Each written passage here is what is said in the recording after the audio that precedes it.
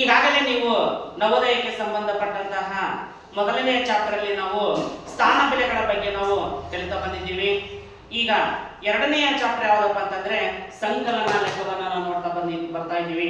ಸಂಕಲನವನ್ನ English ನಲ್ಲಿ ನಾವು ಏನಂತ ಕರಿತೀವಿ, ನಾವು ಎಡಿಷನ್ ಅಂತ ಕರಿತೀವಿ. ಈ ಎಡಿಷನ್ ಪ್ರಾಬ್ಲಮ್ಸ್ ಅನ್ನ ನಾವು ಯಾವ ರೀತಿಯಾಗಿ ಕೊಟ್ಟಿರ್ತಾರೆ, ಯಾವ ರೀತಿಯಾಗಿ ಬರೆದುಕೊಳ್ಳಬೇಕು ಮತ್ತು ಯಾವ ರೀತಿಯಾಗಿ ಈ ಲೆಕ್ಕಗಳನ್ನ ನಾವು ಮಾಡಬೇಕು ಅನ್ನೋದನ್ನ ನಾನು ಈ ಕ್ಲಾಸ್ ನಲ್ಲಿ ಹೇಳ್ತಾ ಹೋಗ್ತೀನಿ. ನೋಡಿ, ಈಗ ಕೊಟ್ಟಿರುವಂತಹ ಲೆಕ್ಕ ಅಡ್ಡ ಸಾಲಿನಲ್ಲಿ ಕೊಟ್ಟಿರ್ತಾರೆ. ನಿಮ್ ಕ್ವಶನ್ ಪೇಪರ್ ನಲ್ಲಿ ಕೂಡ ಏನಂತಂದ್ರೆ ಈ ರೀತಿ ಅಡ್ಡ ಸಾಲಿನಲ್ಲಿ ಕೊಟ್ಟಿರ್ತಾರೆ. ಈ ಅಡ್ಡ ಸಾಲಿನಲ್ಲಿ ಇರುವುದನ್ನ ನಾವು ಯಾವ ಸಾಲಿನಲ್ಲಿ ಬರ್ಕೋಬೇಕು, ನಾವು ಕಂಬ ಸಾಲಿನಲ್ಲಿ. ಹೌದಾ? ಇದಕ್ಕೆ ಯಾವ ಸಿಸ್ಟಮ್ ಅಂತ ಕರೀತಾರೆ ಅಂದ್ರೆ ರೋ ಸಿಸ್ಟಮ್ ಅಂತ ಕರೀತಾರೆ. ನಾವು ಹಚ್ಚಿಕೊಳ್ಳುವುದನ್ನ ಕಾಲಮ್ ಸಿಸ್ಟಮ್ ಅಂತ ಕರೀತಾರೆ ಇಂಗ್ಲಿಷ್ ನಲ್ಲಿ. ಹೌದಾ? ಈ ಕಾಲಮ್ ಸಿಸ್ಟಮ್ ಅಲ್ಲಿ ಬರೆಯೋದಕ್ಕಿಂತ ಮುಂಚಿತವಾಗಿ ನಾವು ಅಂಕಿ ಸಂಖ್ಯೆಗಳನ್ನ ನೋಡ್ಕೋಬೇಕು. ಅಂಕಿ ಸಂಖ್ಯೆಗಳು ಎಲ್ಲದರಲ್ಲಿ ಸಮನಾಗಿದವೋ ಅಥವಾ ಹೆಚ್ಚು ಕಡಿಮೆ ಅದವೋ ನೋಡ್ಕೋಬೇಕು. ಹೆಚ್ಚು ಕಡಿಮೆ ಇತ್ತಪ್ಪ ಅಂದ್ರೆ ಕಂಬ ಸಾಲಿನಲ್ಲಿ ನಾವು ಸಮವಾಗಿ ಬರುವಂತೆ ನಾವು ಬರೆದುಕೊಳ್ಳಬೇಕು. ಯಾವ ರೀತಿಯಾಗಿ ಅನ್ನೋದನ್ನ ನೋಡೋಣ. ಈಗ ನೋಡ್ರಿ, ಯಾವಾಗಲೂ ನಾವು ಕೊಟ್ಟಿರುವಂತಹ ಸಂಖ್ಯೆಗಳನ್ನ ಬಿಡಿ ಸ್ಥಾನದಿಂದ ಹಚ್ಕೊಂತ ಬರಬೇಕು, ಬಲಭಾಗದಿಂದ ಎಡಭಾಗಕ್ಕೆ ಬರಬೇಕು. ನೋಡೋಣ ಈಗ. 5 ಮೊದಲ ಸಂಖ್ಯೆ ಹಚ್ಕೊಂಡ್ರಿ, 3 6 5 ಓಕೆನಾ? ನೆಕ್ಸ್ಟ್ ನೋಡ್ರಿ, ಈಗ ಬಿಡಿ ಸ್ಥಾನದಿಂದ ಬರ್ಬೇಕು. ಈ ಸಂಖ್ಯೆನ ತಗೊಳ್ರಿ, 6 5 7 ಇಲ್ಲಿ ಯಾವ ಈ ಸ್ಥಾನದಲ್ಲಿ ಸಂಖ್ಯೆ ಅಂಕಿ ಇಲ್ಲ, 0. ಇಲ್ಲಿ ಯಾವುದಿಲ್ಲ, 0 ಬರ್ಕೊಂಡು. ಯಾಕಂದ್ರೆ ಮನೆಗಳನ್ನ ಸಮ ಮಾಡ್ಕೊಂಡ್ರೆ ನಮಗ ಲೆಕ್ಕ ಮಾಡಲು ಈಜಿ ಆಗುತ್ತೆ. ನೆಕ್ಸ್ಟ್ ನೋಡ್ರಿ, ಈಗ ಕೊನೆಯದ ಸಂಖ್ಯೆ ತಗೊಳ್ರಿ, 4 2 5 ನೋಡೋಣ, ಈಗ ಲೆಕ್ಕ ಮಾಡೋಣ. ತಗೊಳ್ರಿ, ಈಗ 4 6 10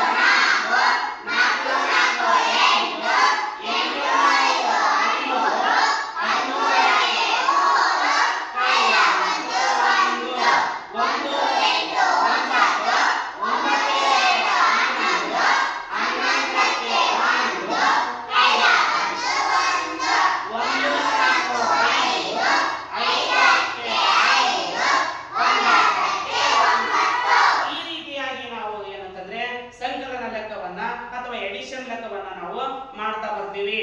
ಹೌದಾ?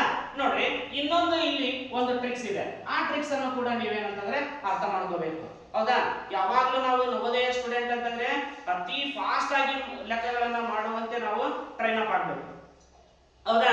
ನೋಡಿ, ಈಗ ಇಲ್ಲಿ ಒಂದಿಷ್ಟು ನಾನು ಅಂಕಿ ನೋಡ್ರಿ, 9 ಪ್ಲಸ್ 9 ಪ್ಲಸ್ 9 ಪ್ಲಸ್ 9 ಈ ರೀತಿ ಅಂಕಿಗಳನ್ನ ನೋಡ್ರಿ, ಒಂದೇ ಅಂಕಿಯನ್ನ ಹಲವು ಬಾರಿ ಕೂಡಿಸಲು ಹೇಳಿದಾಗ ಏನ್ ಮಾಡಬೇಕು, ಅದನ್ನ ಕಂಬ ಸಾಲಿನಲ್ಲಿ ಹಚ್ಕೋಬೇಡ್ರಿ, ಯಾಕಂದ್ರೆ ಟೈಮ್ ವೇಸ್ಟ್ ಆಗುತ್ತೆ.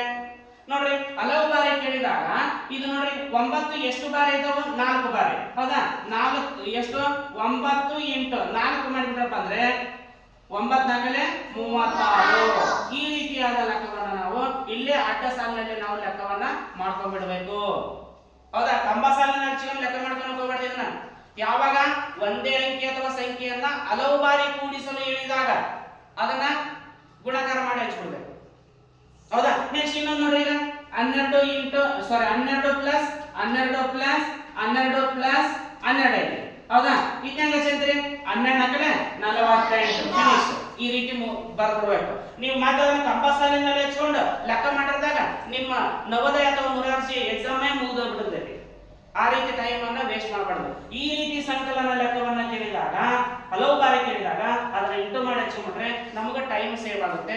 ಹೌದಾ? ನಮ್ಗೆ ಎಕ್ಸಾಮ್ ಅಲ್ಲಿ ಕೂಡ ಈಜಿ ಆಗುತ್ತೆ. ಎಕ್ಸಾಮ್ ಅಲ್ಲಿ ಕೂಡ ಟೈಮ್ ನಮ್ಗೆ ಸಿಗುತ್ತೆ. ಅರ್ಥ ಆಗುತ್ತೆ ಎಲ್ಲರಿಗೂ? ಹೌದಾ? ಈ ರೀತಿಯಾದ ಸಂಕಲನ ಲೆಕ್ಕವನ್ನ ನಾವು ಮಾಡ್ತಾ ಹೋಗ್ತೀವಿ. ಮತ್ತೆ ಮುಂದಿನ ಕ್ಲಾಸಸ್ ಅಲ್ಲಿ ಮತ್ತೆ ಒಂದು ವಿಶೇಷ ಕ್ಲಾಸಿನೊಂದಿಗೆ ಮತ್ತೆ ಎಲ್ಲರೂ ಭೇಟಿಯಾಗೋಣ. ಎಲ್ಲರಿಗೂ ಗುಡ್ ಲಕ್.